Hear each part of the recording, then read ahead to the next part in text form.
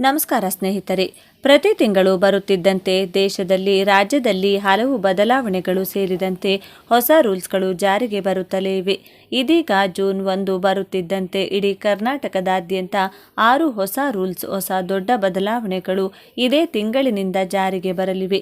ಇದರಲ್ಲಿ ಪ್ರಮುಖವಾಗಿ LPG gas cylinder ಬಳಕೆದಾರರಿಗೆ ಮತ್ತು ATM ಕಾರ್ಡ್ ಬಳಕೆದಾರರಿಗೆ, ಇನ್ನು ಬ್ಯಾಂಕ್ ಅಕೌಂಟ್ ಇದ್ದವರಿಗೆ ಸೇರಿದಂತೆ ಒಟ್ಟು 6 ಹೊಸ ರೂಲ್ಸ್ಗಳು ಇದೇ ಜೂನ್ 1ರಿಂದ ಇಡೀ ದೇಶದಾದ್ಯಂತ ಜಾರಿಗೆ ಬರಲಿವೆ. ಹಾಗಾದರೆ ಬನ್ನಿ, ಏನೆಲ್ಲ ಬದಲಾವಣೆಗಳು ಜಾರಿಗೆ ಬರಲಿವೆ ಎಂಬುದರ ಕುರಿತು ಕಂಪ್ಲೀಟ್ ಮಾಹಿತಿ ಈ ವಿಡಿಯೋದಲ್ಲಿ ತಿಳಿಸಿಕೊಟ್ಟಿದ್ದೇವೆ. ಬನ್ನಿ ಕಂಪ್ಲೀಟ್ ಆಗಿ ನೋಡೋಣ. ಹಣಕ್ಕೆ ಸಂಬಂಧಿಸಿದ ಹಲವು ನಿಯಮಗಳು ಪ್ರತಿ ತಿಂಗಳ ಮೊದಲ ದಿನಾಂಕದಂದು ಬದಲಾಗುತ್ತವೆ. ಈ ಬಾರಿಯೂ ಸಹ ಜೂನ್ 1, 2025ರಿಂದ ನಿಮ್ಮ ದೈನಂದಿನ ಜೀವನಕ್ಕೆ ಸಂಬಂಧಿಸಿದ ಹಲವು ಪ್ರಮುಖ ವಿಷಯಗಳು ಬದಲಾಗಲಿವೆ. ಗ್ಯಾಸ್ ಸಿಲಿಂಡರ್ ಬೆಲೆಯಿಂದ ಬ್ಯಾಂಕಿಂಗ್ ಮತ್ತು ತೆರಿಗೆ ವ್ಯವಸ್ಥೆಯವರೆಗೆ ಹಲವು ಹೊಸ ವಿಷಯಗಳನ್ನು ಜಾರಿಗೆ ತರಲಾಗುವುದು. ಜೂನ್ 1ರಿಂದ ಯಾವ ನಿಯಮಗಳು ಬದಲಾಗಲಿವೆ ಎಂದು ತಿಳಿಯಿರಿ. ಜೂನ್ 1ರಿಂದ ಜನರಿಗೆ ಬರುವ ಈ ಬದಲಾವಣೆಗಳು ಸಾಮಾನ್ಯ ಜನರ ಜೇಬಿನ ಮೇಲೆ ನೇರ ಪರಿಣಾಮ ಬೀರಬಹುದು. ಅಂತಹ ಪರಿಸ್ಥಿತಿಯಲ್ಲಿ ನಿಮ್ಮ ಹಣಕಾಸು ಯೋಜನೆಯನ್ನು ಸಮಯಕ್ಕೆ ಸರಿಯಾಗಿ ನವೀಕರಿಸಿ ಮತ್ತು ಅಗತ್ಯ ಸೇವೆಯ ಬಗ್ಗೆ ಮಾಹಿತಿಯನ್ನು ಪಡೆಯಿರಿ. ಇದರಿಂದ ನೀವು ಯಾವುದೇ ಸಮಸ್ಯೆಯನ್ನು ಎದುರಿಸಬೇಕಾಗಿಲ್ಲ. LPG ಸಿಲಿಂಡರ್ ದುಬಾರಿಯಾಗಬಹುದು. LPG ಸಿಲಿಂಡರ್ ಬೆಲೆಗಳನ್ನು ಪ್ರತಿ ತಿಂಗಳ ಮೊದಲ ದಿನದಂದು ನಿಗದಿಪಡಿಸಲಾಗುತ್ತದೆ. ಅಂತಹ ಪರಿಸ್ಥಿತಿಯಲ್ಲಿ ಜೂನ್ 1ರಂದು ಗ್ಯಾಸ್ ಸಿಲಿಂಡರ್ ದುಬಾರಿ ಅಥವಾ ಅಗ್ಗವಾಗಬಹುದು. ಇದು ನಿಮ್ಮ ಮನೆಯ ಬಜೆಟ್ ಮೇಲೆ, ವಿಶೇಷವಾಗಿ ಸಬ್ಸಿಡಿ ಸಿಲಿಂಡರ್ಗಳನ್ನು ಬಳಸುವ ಕುಟುಂಬಗಳ ಮೇಲೆ ನೇರ ಪರಿಣಾಮ ಬೀರುತ್ತದೆ. EPFOನಲ್ಲಿ ಕೆಲಸ ಸುಲಭವಾಗುತ್ತದೆ. ಜೂನ್ 1ರಿಂದ ಸರ್ಕಾರ EPFOನ ಹೊಸ ಆವೃತ್ತಿ 3.0 ಅನ್ನು ಪ್ರಾರಂಭಿಸಬಹುದು. ಇದರ ಮೂಲಕ ಹಣವನ್ನು ಹಿಂಪಡೆಯುವುದು, ವಿವರಗಳನ್ನು ಕ್ಲೇಮ್ ಮಾಡುವುದು ಅಥವಾ ನವೀಕರಿಸುವಂತಹ PF ಸಂಬಂಧಿತ ಸೇವೆಗಳು ಮೊದಲಿಗಿಂತ ಸುಲಭವಾಗುತ್ತವೆ. ದೊಡ್ಡ ವಿಷಯವೆಂದರೆ ATMನಂತಹ ಕಾರ್ಡ್ನೊಂದಿಗೆ PF ಖಾತೆಯಿಂದ ನೇರವಾಗಿ ಹಣವನ್ನು ಹಿಂಪಡೆಯಬಹುದು. ಕ್ರೆಡಿಟ್ ಕಾರ್ಡ್ ಬಳಕೆಯ ಮೇಲೆ ಹೆಚ್ಚುವರಿ ಶುಲ್ಕ ವಿಧಿಸಲಾಗುತ್ತದೆ. ಕ್ರೆಡಿಟ್ ಕಾರ್ಡ್ ಹೊಂದಿರುವವರಿಗೆ ಕೆಲವು ಕಠಿಣ ನಿಯಮಗಳು ಅನ್ವಯವಾಗಬಹುದು. ನಿಮ್ಮ ಆಟೋ ಡೆಬಿಟ್ ವಿಫಲವಾದರೆ ನೀವು 2% ದಂಡ ಶುಲ್ಕವನ್ನು ಪಾವತಿಸಬೇಕಾಗಬಹುದು. ಇದಲ್ಲದೆ ಯುಟಿಲಿಟಿ ಬಿಲ್ ಅಥವಾ ಇಂಧನಕ್ಕಾಗಿ ಕಾರ್ಡ್ ಬಳಸುವುದಕ್ಕೆ ಹೆಚ್ಚುವರಿ ಶುಲ್ಕ ವಿಧಿಸಬಹುದು. ಅಂತಾರಾಷ್ಟ್ರೀಯ ವಹಿವಾಟುಗಳ ಮೇಲೆ ಹೆಚ್ಚುವರಿ ಶುಲ್ಕಗಳು ಮತ್ತು ರಿವಾರ್ಡ್ ಪಾಯಿಂಟ್ಗಳ ಕಡಿತವೂ ಸಾಧ್ಯ. ATMನಿಂದ ಹಣವನ್ನು ಹಿಂಪಡೆಯುವುದು ದುಬಾರಿಯಾಗುತ್ತದೆ. ಜೂನ್ 1ರಿಂದ ATMನಿಂದ ಹಣವನ್ನು ಹಿಂಪಡೆಯಲು ವಿಧಿಸಲಾಗುವ ಶುಲ್ಕವು ಹೆಚ್ಚಾಗಬಹುದು. ಈಗ ಸೀಮಿತ ಉಚಿತ ವಹಿವಾಟುಗಳ ನಂತರ ಪ್ರತಿ ವಹಿವಾಟಿಗೆ ಹೆಚ್ಚಿನ ಹಣವನ್ನು ಕಡಿತಗೊಳಿಸಬಹುದು. ಆದ್ದರಿಂದ ATM ಬಳಸುವಾಗ ಜಾಗರೂಕರಾಗಿರಿ. FD ಬಡ್ಡಿ ದರಗಳನ್ನು ಮತ್ತಷ್ಟು ಕಡಿಮೆ ಮಾಡಬಹುದು. ಮುಂದಿನ ತಿಂಗಳು ಜೂನ್ 6ರಂದು RBI ಸಭೆ ನಿಗದಿಯಾಗಿದೆ. ಸಭೆಯಲ್ಲಿ RBI ರೆಪೋ ದರವನ್ನು ಕಡಿಮೆ ಮಾಡುವ ನಿರೀಕ್ಷೆ ಇದೆ. ಇದು ಸಂಭವಿಸಿದ್ದಲ್ಲಿ ಬ್ಯಾಂಕುಗಳು FD ಮೇಲಿನ ಬಡ್ಡಿ ದರಗಳನ್ನು ಕಡಿಮೆ ಮಾಡಬಹುದು.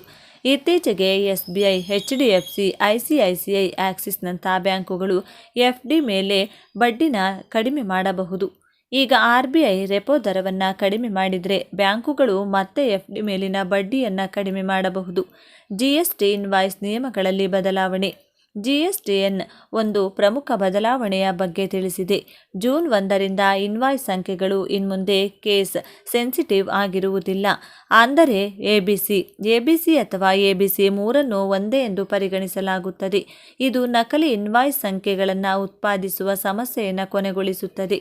ಅಲ್ಲದೆ ಇನ್ವಾಯ್ಸ್ ಸಂಖ್ಯೆಗಳನ್ನು ಸ್ವಯಂಚಾಲಿತವಾಗಿ ದೊಡ್ಡಾಕ್ಷರಗಳಲ್ಲಿ ಪರಿವರ್ತಿಸಲಾಗುತ್ತದೆ. ನೀವು ATMನಿಂದ ಹಣವನ್ನು ಹಿಂಪಡೆಯುತ್ತಿದ್ದರೆ, ಉಳಿತಾಯ ಖಾತೆಯಲ್ಲಿ ಹಣವನ್ನು ಇರಿಸಿದರೆ ಅಥವಾ UPI ಮೂಲಕ ವಹಿವಾಟು ನಡೆಸಿದರೆ ಈ ಮಾಹಿತಿಯು ನಿಮಗೆ ಬಹಳ ಮುಖ್ಯ. ಜೂನ್ 1, 2025ರಿಂದ ಭಾರತದಲ್ಲಿ ಬ್ಯಾಂಕಿಂಗ್ ಸಂಬಂಧಿತ ಹಲವು ನಿಯಮಗಳು ಬದಲಾಗಲಿವೆ. ಈ ಬದಲಾವಣೆಗಳು ಸಾಮಾನ್ಯ ಜನರ ಜೇಬು ಮತ್ತು ಬ್ಯಾಂಕಿಂಗ್ ಕೆಲಸಗಳ ಮೇಲೆ ನೇರವಾಗಿ ಪರಿಣಾಮ ಬೀರುತ್ತವೆ. ಈ ಹೊಸ ನಿಯಮಗಳು ಮತ್ತು ಅವುಗಳ ಪರಿಹಾರಗಳನ್ನು ಒಂದೊಂದಾಗಿ ತಿಳಿದುಕೊಳ್ಳೋಣ. ATMನಿಂದ ಹಣ ಹಿಂಪಡೆಯುವುದು ದುಬಾರಿಯಾಗಬಹುದು. ಈಗ ನೀವು ಪ್ರತಿ ತಿಂಗಳು ನಿಗದಿತ ಸಂಖ್ಯೆಯ ಉಚಿತ ವಹಿವಾಟುಗಳನ್ನು ಮಾತ್ರ ಮಾಡಲು ಸಾಧ್ಯವಾಗುತ್ತದೆ. ಇದರ ನಂತರ ನೀವು ಪ್ರತಿ ಬಾರಿ ಹಣವನ್ನು ಹಿಂಪಡೆಯುವಾಗ ಶುಲ್ಕವನ್ನು ಪಾವತಿಸಬೇಕಾಗುತ್ತದೆ. ಉದಾಹರಣೆಗೆ SBIನಲ್ಲಿ ನೀವು ಕೇವಲ 5 ಉಚಿತ ವಹಿವಾಟುಗಳನ್ನು ಮಾತ್ರ ಪಡೆಯುತ್ತೀರಿ. ಇದರ ನಂತರ ಪ್ರತಿ ಹಿಂಪಡೆಯುವಿಕೆಗೆ 21 ರೂಪಾಯಿ ನಿಮ್ಮ ಬ್ಯಾಂಕ್ ಖಾತೆಯಿಂದ ಕಡಿತಗೊಳಿಸಲಾಗುತ್ತದೆ. ICICI ಮತ್ತು HDFCಯಂತಹ ಖಾಸಗಿ ಬ್ಯಾಂಕ್ಗಳಲ್ಲಿ ಈ ಮಿತಿಯನ್ನು 3 ವಹಿವಾಟುಗಳಿಗೆ ಸೀಮಿತಗೊಳಿಸಬಹುದು. ನೀವು ಒಂದು ತಿಂಗಳಲ್ಲಿ ಪದೇ ಪದೇ ATM ಬಳಸಿದರೆ ಪ್ರತಿ ವಿತ್ಡ್ರಾಲ್ಗೆ ನೀವು ಹೆಚ್ಚುವರಿ ಶುಲ್ಕವನ್ನು ಭರಿಸಬೇಕಾಗುತ್ತದೆ. ಕನಿಷ್ಠ ಬ್ಯಾಲೆನ್ಸ್ನಲ್ಲಿ ಕಟ್ಟುನಿಟ್ಟಿನತೆ. ಮೆಟ್ರೋ ನಗರಗಳಲ್ಲಿ ಬ್ಯಾಂಕ್ ಖಾತೆಯಲ್ಲಿ 10,000 ರೂಪಾಯಿವರೆಗೆ ಕನಿಷ್ಠ ಬ್ಯಾಲೆನ್ಸ್ ಕಾಯ್ದುಕೊಳ್ಳುವುದು ಈಗ ಕಡ್ಡಾಯವಾಗಬಹುದು. ಗ್ರಾಮೀಣ ಪ್ರದೇಶಗಳಲ್ಲಿ ಈ ಮಿತಿ 2,000 ರೂಪಾಯಿಯಿಂದ 5,000 ರೂಪಾಯಿವರೆಗೆ ಇರಬಹುದು. ಇದಕ್ಕಿಂತ ಕಡಿಮೆ ಬಾಕಿ ಇದ್ದರೆ 250 ರೂಪಾಯಿನಿಂದ 600 ರೂಪಾಯಿವರೆಗೆ ದಂಡ ವಿಧಿಸಲಾಗುತ್ತದೆ. FD ಮೇಲಿನ ಬಡ್ಡಿ ದರಗಳಲ್ಲಿ ಬದಲಾವಣೆ ಸಾಧ್ಯ. ಜೂನ್ನಿಂದ ಸ್ಥಿರ ಠೇವಣಿಗಳ ಮೇಲಿನ ಬಡ್ಡಿ ದರಗಳಲ್ಲಿ ಬದಲಾವಣೆಯಾಗುವ ಸಾಧ್ಯತೆ ಇದೆ. RBI ರೆಪೋ ದರದಲ್ಲಿನ ಹೆಚ್ಚಳ ಅಥವಾ ಇಳಿಕೆಯಿಂದಾಗಿ ಬ್ಯಾಂಕುಗಳು ತಮ್ಮ FD ದರಗಳನ್ನು ಬದಲಾಯಿಸುತ್ತವೆ. ಪ್ರಸ್ತುತ ಹೆಚ್ಚಿನ ಬ್ಯಾಂಕುಗಳು 6.5% ಮತ್ತು 7.5% ನಡುವೆ ಬಡ್ಡಿ ದರಗಳನ್ನು ನೀಡುತ್ತಿವೆ. ಆದರೆ ಜೂನ್ನಲ್ಲಿ ದರಗಳು ಕಡಿಮೆಯಾಗುವ ನಿರೀಕ್ಷೆ ಇದೆ. UPI ವಹಿವಾಟು ಮಿತಿಯನ್ನು ನಿಗದಿಪಡಿಸಲಾಗಿದೆ. ಈಗ 1 ಲಕ್ಷ ರೂಪಾಯಿವರೆಗಿನ ವಹಿವಾಟುಗಳನ್ನು UPI ಮೂಲಕ ಮಾತ್ರ ಮಾಡಬಹುದು. ಕೆಲವು ವಿಶೇಷ ಸಂದರ್ಭಗಳಲ್ಲಿ 2 ಲಕ್ಷದವರೆಗೆ ವಿನಾಯಿತಿ ಇರುತ್ತದೆ. ಆದರೆ ಅದಕ್ಕಿಂತ ಹೆಚ್ಚಿನ ವಹಿವಾಟುಗಳಿಗೆ ನೀವು NEFT ಅಥವಾ RTGS ಅನ್ನು ಬಳಸಬೇಕಾಗುತ್ತದೆ. ಭದ್ರತೆಗಾಗಿ ಮತ್ತು ವ್ಯವಸ್ಥೆಯ ಮೇಲಿನ ಹೊರೆ ಕಡಿಮೆ ಮಾಡಲು NPCI ಈಗ ನಿಯಮಗಳನ್ನು ಮಾಡಿದೆ. ಬ್ಯಾಂಕಿಂಗ್ OTP ವ್ಯವಸ್ಥೆಯು ಹೆಚ್ಚು ಸುರಕ್ಷಿತವಾಗಿರುತ್ತದೆ. ಹೆಚ್ಚುತ್ತಿರುವ ಸೈಬರ್ ವಂಚನೆಯ ದೃಷ್ಟಿಯಿಂದ ಈಗ ಹೆಚ್ಚಿನ ಮೌಲ್ಯದ ವಹಿವಾಟುಗಳಿಗೆ OTP ಮೊಬೈಲ್ ಮತ್ತು ಇಮೇಲ್ನಲ್ಲಿ ಬರುತ್ತದೆ. ಅಲ್ಲದೆ ವಂಚನೆಯನ್ನು ತಪ್ಪಿಸಲು ಅನೇಕ ಬ್ಯಾಂಕುಗಳು ಈಗ ಬಯೋಮೆಟ್ರಿಕ್ ಲಾಗಿನ್ ಮತ್ತು ಮುಖ ಗುರುತಿಸುವಿಕೆಯಂತಹ ಆಧುನಿಕ ವೈಶಿಷ್ಟ್ಯಗಳನ್ನು ಸೇರಿಸುತ್ತಿವೆ. ಕರ್ನಾಟಕ ಸರ್ಕಾರವು ಬಿ ಖಾತಾ ಆಸ್ತಿದಾರರಿಗೆ ಮತ್ತೊಂದು ಭರ್ಜರಿ ಗುಡ್ ನ್ಯೂಸ್ ನೀಡಿದೆ. ರಾಜ್ಯದಲ್ಲಿ ಅನಧಿಕೃತ ಹಾಗೂ ರೆವಿನ್ಯೂ ಯಾವುದೇ ಖಾತಾ ಇಲ್ಲದೇ ಇರುವ ಆಸ್ತಿಗಳಿಗೆ ಬಿ ಖಾತಾ ನೀಡುವುದಕ್ಕೆ ರಾಜ್ಯ ಸರ್ಕಾರವು ಮುಂದಾಗಿದೆ. ಈಗಾಗಲೇ ಬಿ ಖಾತಾ ನೀಡುವ ಅವಧಿಯನ್ನು 3 ತಿಂಗಳ ಅವಧಿಗೆ ವಿಸ್ತರಿಸಿದೆ.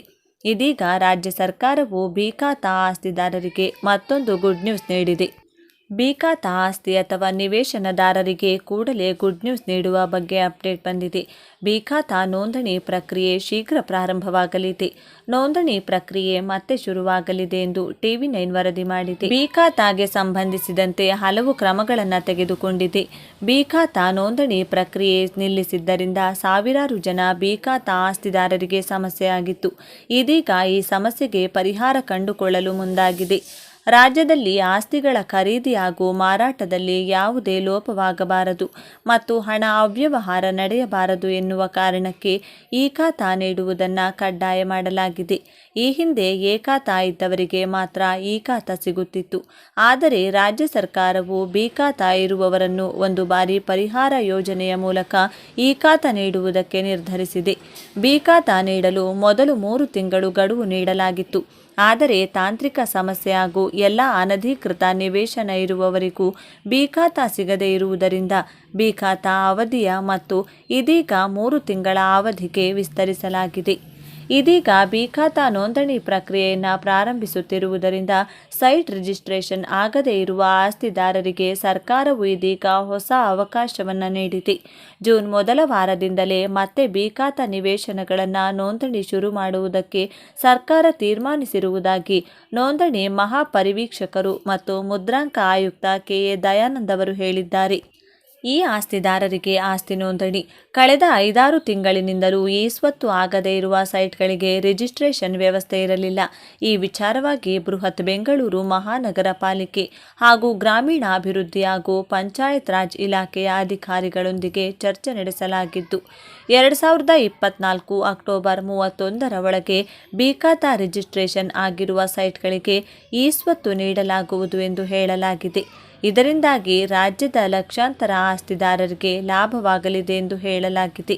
ತೋಟಗಾರಿಕಾ ಇಲಾಖಾ ವತಿಯಿಂದ 2025-26ನೇ ಸಾಲಿನ ಜಿಲ್ಲೆಯಲ್ಲಿ ಅನುಷ್ಠಾನಗೊಳಿಸಲಾಗುತ್ತಿರುವ ವಿವಿಧ ಯೋಜನೆಗಳ ಅಡಿ ಸಹಾಯಧನಕ್ಕಾಗಿ ಆಸಕ್ತ ರೈತರಿಂದ ಅರ್ಜಿ ಆಹ್ವಾನಿಸಲಾಗಿದೆ.